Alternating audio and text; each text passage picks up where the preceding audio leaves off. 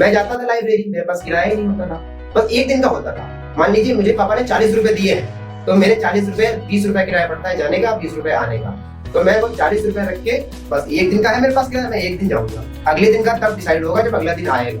अब खा के तो देखिए, अब खा के तो देखिए कि सूखी रोटी, मजा ना आए तो मुझसे कहना, अब खा के देखिए, बस मेरे कहने पे एक बार आपको एजुकेशन में कोई प्रॉब्लम नहीं होगी आज से, आप निश्चिंत हो जाओ। ये हर शुक्ला, ये 18 साल का बच्चा आपसे प्रॉमिस करता है कि आपको एजुकेशन में कोई प्रॉब्लम नहीं होने देगा। एक से एक इंग्लिश के टॉपिक लाऊंगा, ग्रामर के टॉपिक लाऊंगा और आपको समझाऊंगा, ये मेरी जिम्मेदारी है। लेकिन आपकी जिम्मेदारी क्या है? नमस्कार दोस्तों, मेरा नाम है हर्ष शुक्ला और मैं यूपी के लखीमपुर खीरी जिले के एक छोटे से गांव एरिया से बिलोंग करता हूँ। जैसा कि आप लोग सोच रहे हो कि मैं आपको अपने बारे में क्यों बता रहा हूँ, आपका और मेरा क्या कनेक्शन, तो मैं आपको बताना चाहूंगा कि मैं, जैसे कि हम लोग एजुकेशन करते हैं, कई लोग होते हैं अपने अपने तरीके से, सारे लोग आपको सिखाते हैं, लेकिन मैं एक डिफरेंट वे में आज से आपको सिखाऊंगा कि एजुकेशन होती क्या चीज है।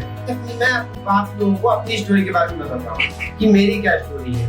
मैं आपको प्रॉमिस कर सकता हूँ कि इस वीडियो के एंड तक आते आते ये मेरी खुद की स्टोरी, ये छोटे से बच्चे 18 साल के बच्चे की कहानी आपको इंस्पायर ना करे तो मैं आपको परमिशन देता हूँ, आप वीडियो को डिसलाइक कर देना मेरी तरफ से। ये इस छोटे से बच्चे की कहानी आपको जरूर इंस्पायर करेगी, ऐसा मुझे लगता है और शायद मुझे सही भी लगता है। आप लोग वीडियो देखिए, मेरी स्टोरी सुनिए, उसके बाद बताइएगा कि ये स्टोरी सही है या गलत है। चलिए मैं बताता हूँ। स्टोरी की शुरुआत लगभग होती है क्लास 9 से, जब मेरे पापा ने मुझे, मेरे गांव में शायद प्राइमरी स्कूल था, वो ज्यादा फेमस स्कूल नहीं था क्योंकि मेरे पापा एक सेल्समैन है, उन्हें इतनी ज्यादा उनकी सैलरी थी नहीं कि वो औरों के मुकाबले जहाँ सभी के बच्चे पढ़ते हैं बड़े बड़े स्कूल में, वो मुझे वहाँ पढ़ा सके। तो उन्होंने मेरा एडमिशन अपनी सिचुएशन को देखते हुए एक अच्छे स्कूल में कराया। वहाँ पे मैंने पढ़ाई शुरू की, मुझे बहुत अच्छा भी लगता था क्योंकि मुझे किसी से कंपैरिजन करना शुरू से पसंद नहीं था। वो मेरी एक आदत है कि मैं अपने आप से कंपैरिजन करता हूँ। मेरा एक फंडा हमेशा से रहता है, मी वर्सेस मी, सेकंड पर्सन से मुझे लेन देन नहीं रहता। तो मैंने वहीं से अपनी स्टडी शुरू की और 9 से मैं स्टडी में फोकस थोड़ा ज्यादा हुआ क्योंकि उस पर थोड़ी सी घर की जिम्मेदारियां पड़ी, तो मेरा जो घमंड था वो चूर चूर हो गया। तो मैंने सोचा कि नहीं, मैं ही हूँ इंसान जो अपने परिवार की गरीबी को दूर कर सकता हूँ। तो मैंने उस दिन डिसीजन एक लिया कि आज से मैं मन लगा के पढ़ाई करूंगा, बिल्कुल डिस्ट्रैक्ट नहीं होऊंगा, चाहे वो गर्लफ्रेंड हो, चाहे वो और बच्चों की तरह खेल हो, चाहे वो कोई भी चीज हो, मुझे कोई चीज डिस्ट्रैक्ट नहीं कर सकती है अगर मैं फुल्ली फोकस्ड हूँ।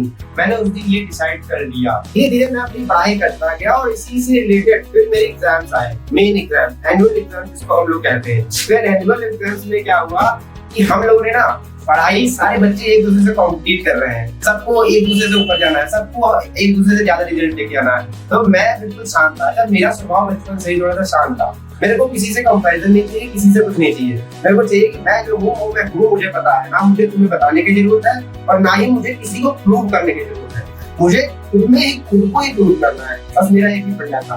तो सब बच्चों की तरह मैं भी अपनी तैयारी करता था। अच्छा, मैं तैयारी कैसे करता था? मेरा एक यूनिक तरीका था, शायद ये तरीका आप लोगों को पसंद है।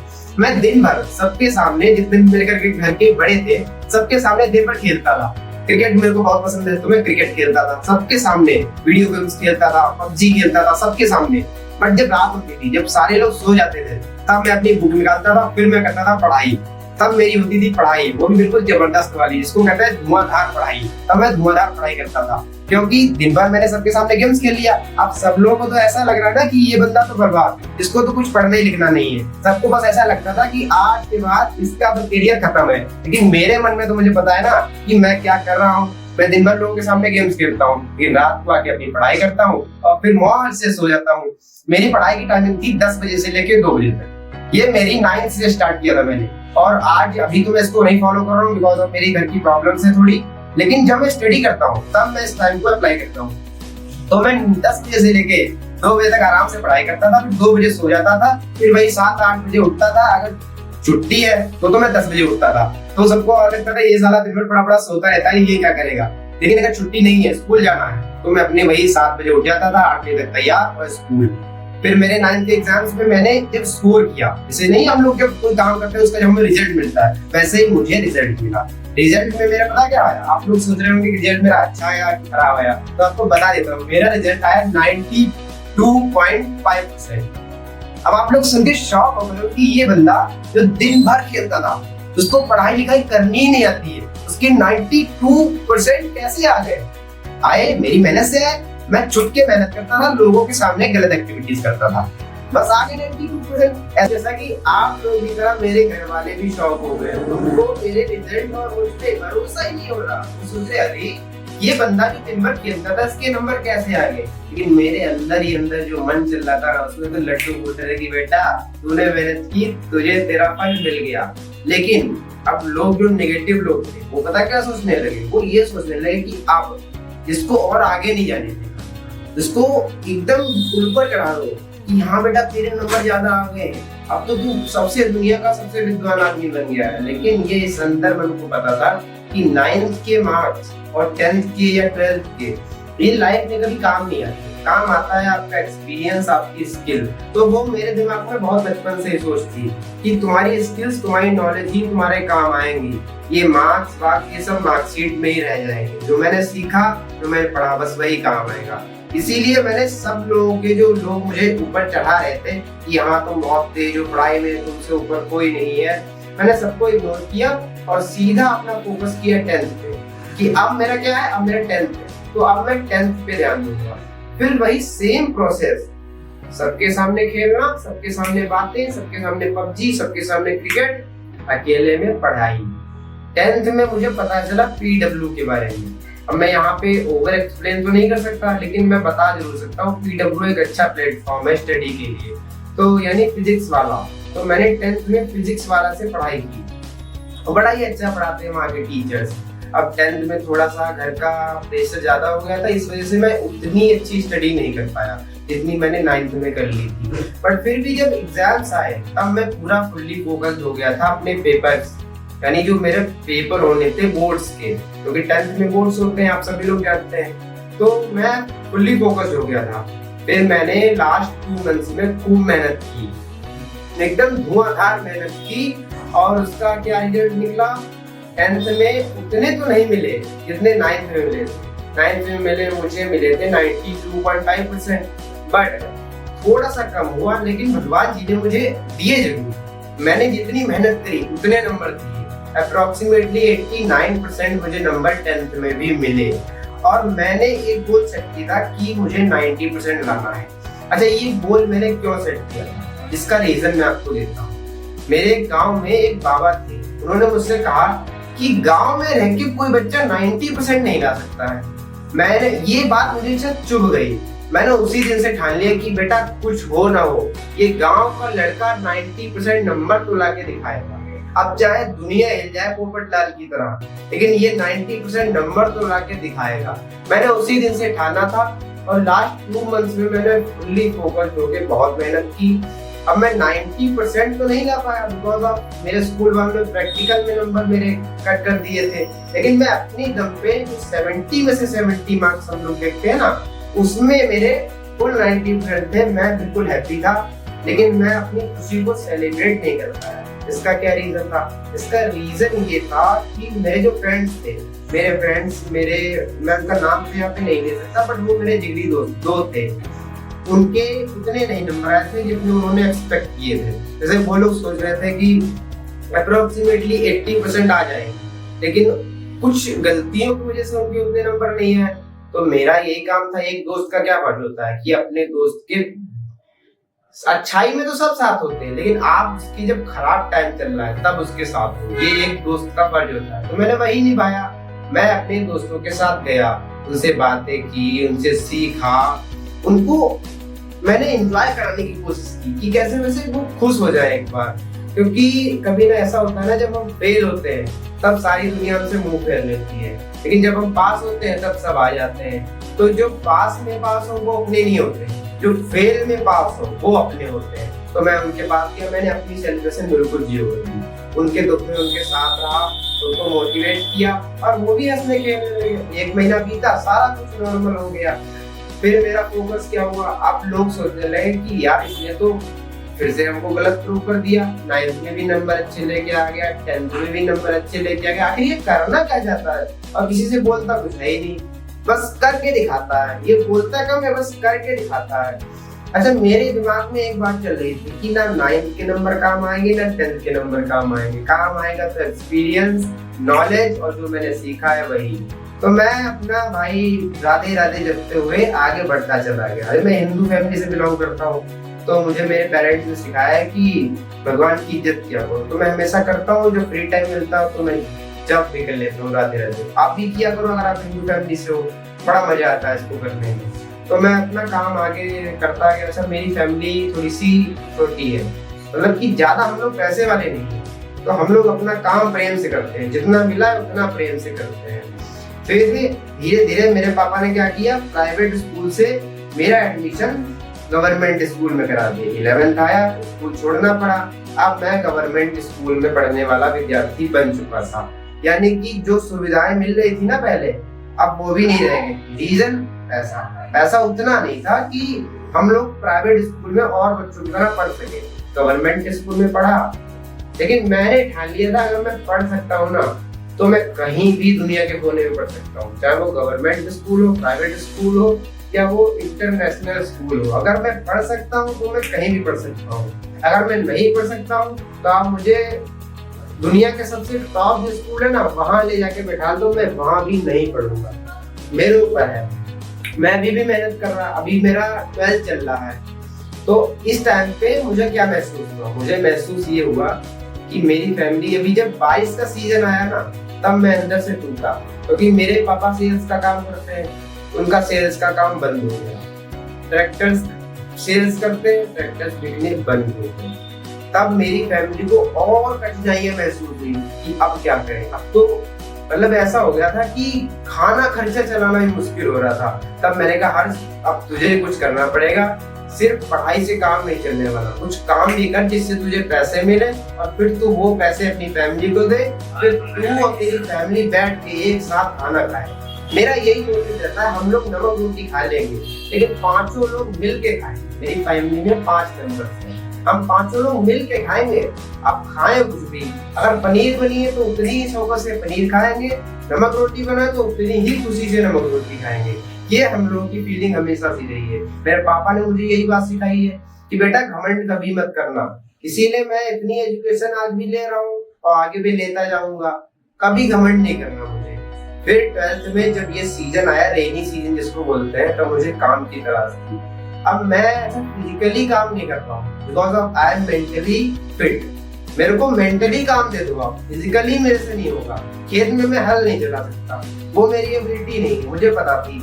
मेरी एबिलिटी है, मैं आपको बता सकता हूँ जो मुझे पता है। मेरी कम्युनिकेशन अच्छी थी, मेरी लीडरशिप अच्छी थी। तो मैंने क्या किया, कुछ कंपनियां हैं जो वर्क फ्रॉम होम देती है, उसमें से एक शायद कंपनी है जो स्टॉक, हाँ। तो मैंने सबको मेल कर रखे, सबको, अभी जस्ट ये पिछले 1 महीने में सबको मेल कर रखे थे कि कोई कंपनी तो होगी जो इस लाचार को भी काम देगी, इसीलिए मैंने सबको मेल कर दिए थे। फिर क्या हुआ, वहां पे सबको जब मैंने मेल किए तो मैं वेट कर रहा था कि यार कोई मेल का रिप्लाई आए और फिर मैं उसको अपना रिप्लाई दूं, अपनी जो स्किल्स है उसके बारे में बताऊं, मुझे वो काम दे, मैं उनका काम करूं, वो मुझे पेमेंट दे और हम हमारी फैमिली सुखी से बैठ के खाए। तो क्या हुआ, जो स्टॉक नाम की कंपनी है उसने मुझे कर दिया रिप्लाई कि हाँ हम आपको काम देंगे वर्क फ्रॉम होम।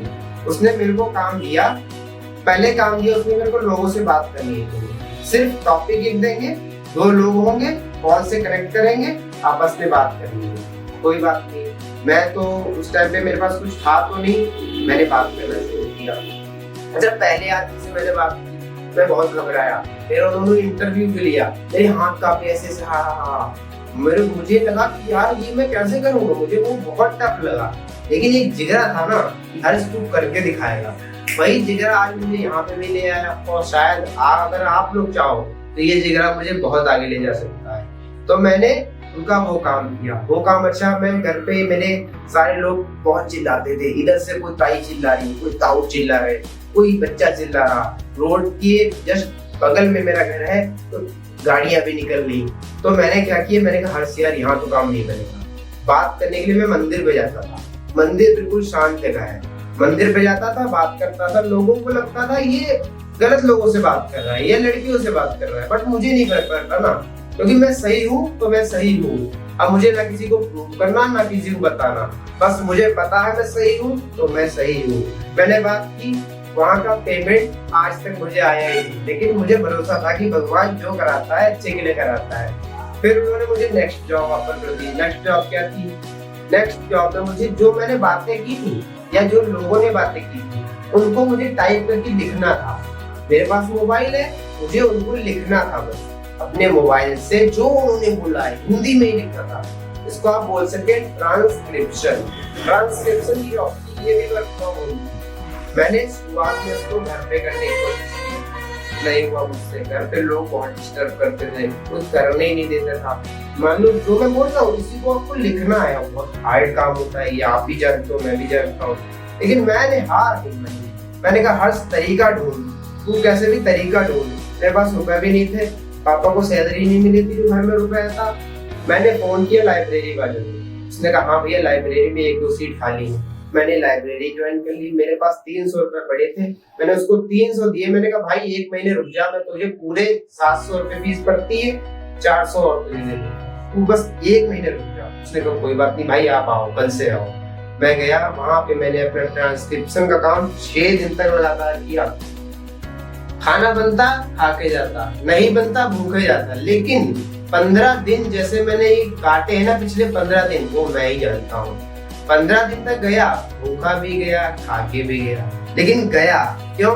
मेरी मजबूरी थी और शायद वो मेरा टेस्टिंग पीरियड था। उसको मैं कह सकता हूँ कि ऊपर वाला मेरे टेस्ट ले रहा था कि हाँ देखे तू कितना नीचे जा सकता है। क्योंकि मेरे हिसाब से ऐसा होता है ना, आप कितना ऊपर जाओगे ये डिसाइड करना है कि आप कितना नीचे आ सकते हो। तो मैं हद से ज्यादा नीचे चला गया। तो शायद अब भगवान जी मेरे लिए एक ऐसा रास्ता ढूंढे, या आप ही लोग मुझे कितने ऊपर ले जाओगे ये मैं नहीं डिसाइड करूंगा, ये आप लोग डिसाइड करोगे कि मैं कितना ऊपर जाऊंगा। ठीक है, तो वहां मैंने जॉब की।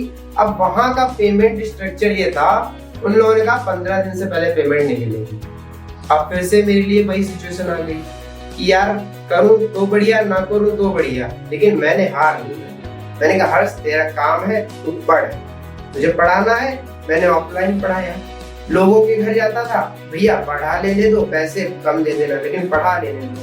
मैंने बच्चों को पढ़ाया, बच्चों ने आज तक पैसे नहीं दिए, मैंने किसी पे मांगे भी नहीं, क्योंकि मुझे पता है मैं जो काम कर रहा हूँ ना ये मुझे कुछ ना कुछ तो सिखाएगा, और अगर ये मुझे सिखाएगा तो जरूर ऊपर वाला मेरा कुछ भला कर ही देगा।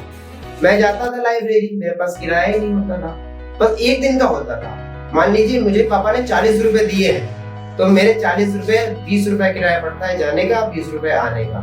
तो मैं वो 40 रुपए रख के, बस 1 दिन का है मेरे पास किराया, मैं 1 दिन जाऊंगा, अगले दिन का तब डिसाइड होगा जब अगला दिन आएगा। अगला दिन आता था, अब सोचता था कि यार अब 40 रुपए कहाँ से लाऊंगा। कोई बात नहीं, ऊपर वाला जुगाड़ कर देगा, फिर से कहीं ना कहीं से रुपए आ जाए। देखता था, किसी से मांगता था, किसी से मांगने से बढ़िया है अपने ईश्वर से मांगो। हाथ जोड़ो, हे ईश्वर मेरी पूर्ति करो, वो दे देता है। मेरे घर में गेहूं थे, हम लोग किसान है, मेरे पापा तो नहीं है बट मेरे ताऊ तो किसान है। गेहूं घर में रखे होते थे, गेहूं बेचते थे किराने के स्टोर पे। 1 किलो बेचते थे 20 रुपए मिलते थे, 2 किलो बेचते थे 40 रुपए मिलते थे। 1 दिन का लाइब्रेरी का किराया निकल आता था, बस उसके अलावा मुझे कुछ चाहिए नहीं। खाने के लिए 2 रोटी मिल जाए वो काफी है, नहीं इस पेट के लिए 2 रोटी काफी है। बढ़िया मोटी मोटी रोटी नमक लगा के जो सिकती है ना, खाने में जो आनंद आता है ना, वो ये रेस्टोरेंट और 5 स्टार होटल के आपको देंगे। अब खा के तो देखिए, अब खा के तो देखिए कि सूखी रोटी, मजा ना आए तो मुझसे कहना, आप खा के देखिए, बस मेरे कहने पे एक बार खा के देखिए। अब तो खा ली सूखी रोटी, कैसी लगी? अच्छी लगी? कोई बात नहीं, अगली बार खाना और अच्छी लगेगी। तो अब थोड़ी सी काम की बात भी कर लेते हैं ना। आप मेरे चैनल पे आए हो, आपको कुछ वैल्यू तो चाहिए है ना, मैं आपको वैल्यू दूंगा। वैल्यू कैसी? आपको एजुकेशन में कोई प्रॉब्लम नहीं होगी आज से, आप निश्चिंत हो जाओ। ये हर शुक्ला, ये 18 साल का बच्चा आपसे प्रॉमिस करता है कि आपको एजुकेशन में कोई प्रॉब्लम नहीं होने देगा। एक से एक इंग्लिश के टॉपिक लाऊंगा, ग्रामर के टॉपिक लाऊंगा और आपको समझाऊंगा। ये मेरी जिम्मेदारी है, लेकिन आपकी जिम्मेदारी क्या है? चैनल को सब्सक्राइब करो, ऐसे करके क्लिक करो, और अगर वीडियो अच्छी लग जाए तो ऐसे करके क्लिक लाइक पे भी कर देना। और हाँ, एक आपको मैं एक्स्ट्रा टिप देता हूँ, अगर वीडियो नहीं अच्छी लगी ना तो डिसलाइक भी कर देना। वो तो आपकी मर्जी है ना, मैं आपसे नहीं कहूंगा। वीडियो अच्छी लगी तो लाइक, खराब लगी तो डिसलाइक, लेकिन सब्सक्राइब के लिए मैं आपसे कहूंगा, क्योंकि इतना तो मेरा हक बनता है। आपके लिए वीडियो बनाऊंगा, आपके लिए लेके आऊंगा कंटेंट अच्छा, तो सब्सक्राइब तो करवा ही सकता हूँ ना। तो आज से आप निश्चिंत रहिए, चैन की नींद सोइए, सब्सक्राइब के बटन पे क्लिक करके चैन की नींद सो जाइए। जल्दी ही लाने की कोशिश करूंगा वीडियोस, और आपको सिखाने की कोशिश करूंगा कि क्या होती है एजुकेशन। आज तक आपको क्या लग रहा था कि रटना एजुकेशन होती है? नहीं, रटना नहीं, चीजों को समझा जाता है, चीजों को सुना जाता है। चुटकी बजा के, चश्मा लगा के, गमछा ओढ़ के आपको ये हर्ष शुक्ला सिखाएगा क्या होती है education. Okay, so let's bye guys.